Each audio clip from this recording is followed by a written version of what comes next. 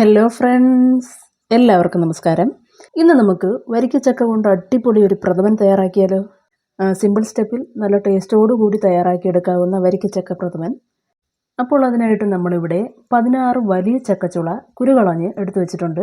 ഇനി ഇതൊരു ജാറിലേക്കിട്ട് ഒപ്പം 200 ml വെള്ളവും കൂടി ഒഴിച്ച് നല്ലൊരു പേസ്റ്റ് പരുവത്തിന് അരച്ചെടുത്ത് മറ്റൊരു പാത്രത്തിലേക്ക് മാറ്റാം.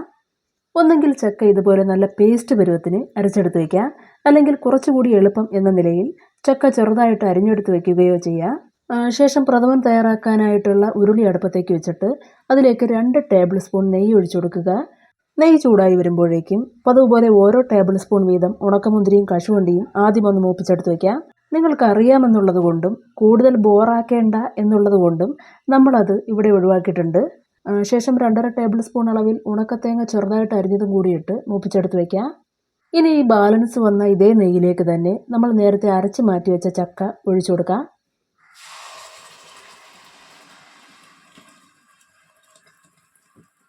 അരച്ച് പേസ്റ്റ് പരുവത്തിനാക്കി ചക്കയെല്ലാം ഒഴിച്ചു കൊടുത്തതിന് ശേഷം ഒരു 2 മിനിറ്റ് നമുക്കിവ നന്നായിട്ടൊന്ന് മിക്സ് ചെയ്ത് കൊടുക്കാം. ഇനി ഇതിലേക്ക് നമുക്ക് ശർക്കരപ്പാനി ചേർത്ത് കൊടുക്കാം. അതിനായിട്ട് 200 ml കപ്പിൽ 1 കപ്പ് അളവിൽ ശർക്കര എടുത്ത ശേഷം അതിലേക്ക് ഒരു 50 ml വെള്ളവും കൂടി ഒഴിച്ച് അടുപ്പത്തേക്ക് വെച്ചിട്ട് മീഡിയം ഫ്ലെയിമിൽ നന്നായിട്ടൊന്ന് അലിയിച്ച് അരിച്ചെടുത്ത് നേരത്തെ തന്നെ വെച്ചിട്ടുണ്ടായിരുന്നു. അത് നമുക്ക് ഈ അവസരത്തിൽ ഇതിലേക്ക് ഒഴിച്ചു കൊടുക്കാം.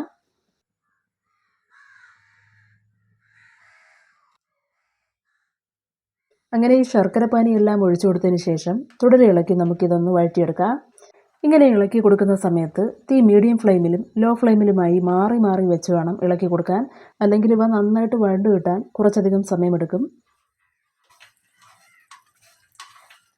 അങ്ങനെ ഇവിടെ ഈ ചേർത്ത് കൊടുത്തിരുന്ന ശർക്കരപ്പാനി നന്നായിട്ട് തന്നെ തിളച്ച് കുറുകി ആ ഒരു ചക്കയെല്ലാം തന്നെ നല്ലതുപോലെ വഴണ്ട് കിട്ടിയിട്ടുണ്ട്. ഇനി ഇതിലേക്ക് രണ്ടാം പാല് ചേർത്ത് കൊടുക്കാം. ഇവിടെ നമ്മൾ 750 ml രണ്ടാം പാലാണ് എടുത്തിട്ടുള്ളത്. തേങ്ങാപ്പാൽ എടുക്കുന്നതിലേക്കായിട്ട് ഒരു വലിയ സൈസ് തേങ്ങ വേണം എടുക്കാൻ.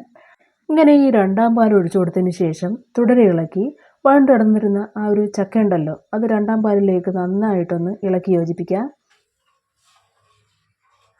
ഇനി ഈ രണ്ടാം പാല് നല്ലതുപോലെ തിളച്ച് വരുമ്പോഴേക്കും ഇതിലേക്ക് നമുക്ക് 70 ഗ്രാം ചവ്വരി കുതിർത്ത് വെച്ചത് ഇട്ട് കൊടുക്കാം. അങ്ങനെ ചവ്വരി ഇട്ട് കൊടുത്തു കഴിഞ്ഞ് ചവ്വരി നന്നായിട്ടൊന്ന് വെന്ത് കിട്ടുന്നത് വരെ ഇടയ്ക്കിടെ ഒന്ന് ഇളക്കി കൊടുക്കുക. ഇവിടെ ഇപ്പോൾ ചവ്വരി നല്ലതുപോലെ വെന്ത് കിട്ടിയിട്ടുണ്ട്. ഇനി ഇതിലേക്ക് നമുക്ക് 1/4 ടീസ്പൂൺ ഏലക്ക പൊടിച്ചത് ചേർത്ത് കൊടുക്കാം. ഏലക്ക പൊടി ഇട്ട് കൊടുക്കുന്നതോടൊപ്പം തന്നെ വേണമെങ്കിൽ ഇതിലേക്ക് 1/4 ടീസ്പൂൺ അളവിൽ ചുക്കുപൊടി കൂടി ചേർത്തിളക്കാം. അങ്ങനെ ഇവിടെ ഈ ഏലക്ക പൊടിയും കൂടി ചേർത്ത് മിക്സ് ചെയ്ത് വെച്ചതിന് ശേഷം ഒടുവിലായിട്ട് ഇതിലേക്ക് 200 ml നല്ല കട്ടി തേങ്ങാപ്പാൽ, അതായത് ഒന്നാം പാൽ ഒഴിച്ചു കൊടുക്കാം. ഒന്നാം പാൽ ഒഴിച്ചു കഴിഞ്ഞ് ഇതുപോലെ നന്നായിട്ടൊന്ന് ഇളക്കി കൊടുക്കുക.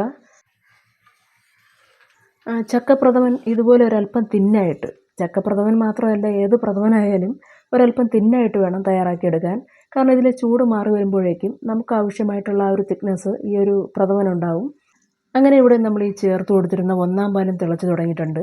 ഇനി ഇതിലേക്ക് നമ്മൾ നേരത്തെ തന്നെ വറുത്ത് മാറ്റി വെച്ച ഉണക്കമുന്തിരി, കശുവണ്ടി, തേങ്ങ എന്നിവയിട്ട് മിക്സ് ചെയ്ത് കഴിഞ്ഞാൽ ഇന്നത്തെ സ്പെഷ്യൽ വരിക്കച്ചക്ക പ്രഥമൻ റെഡിയായി. അപ്പോൾ എല്ലാവരും ട്രൈ ചെയ്ത് നോക്കുക, നല്ല ടേസ്റ്റാണ്. അപ്പോൾ അതുപോലെ ഇന്നത്തെ വീഡിയോ ഇഷ്ടമായിട്ടുണ്ടെങ്കിൽ ലൈക്ക് ചെയ്തേക്കുക. നന്ദി, നമസ്കാരം.